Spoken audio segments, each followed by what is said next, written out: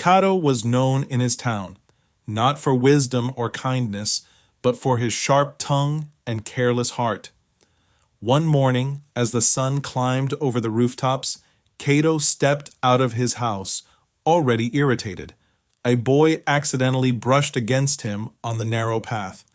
"Watch where you're going," Cato barked, shoving the boy aside. The boy stumbled, scraping his knee. Cato walked on. 3 steps later, Cato's sandal snapped.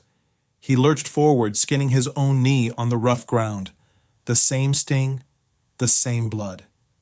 People nearby noticed, but no one rushed to help. Cato cursed and limped away. At the well, women were waiting their turn for water. Cato pushed his bucket to the front. "I'm in a hurry," he said. As he lowered the bucket, the rope slipped from his hands and plunged into the well. The women watched silently as Cato struggled, his arms aching until someone finally helped him, slowly, reluctantly. At the market, he argued with a farmer over prices, accusing him of cheating. "You people are all the same," Cato sneered.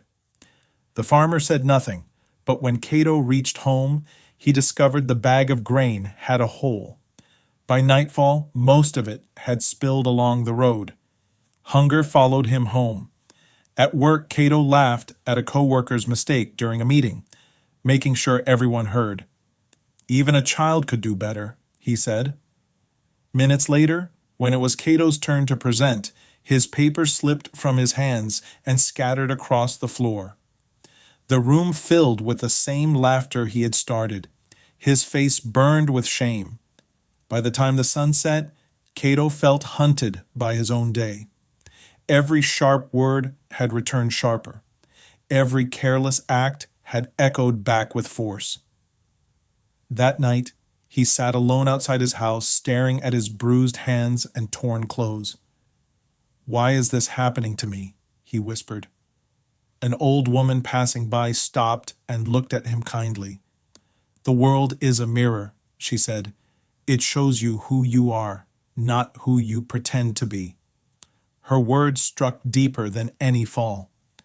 The next morning, Cato woke with a heavy heart, but also a quiet resolve. When the same boy passed him on the path, Cato stepped aside. "Are you all right?" he asked softly. The boy smiled and nodded.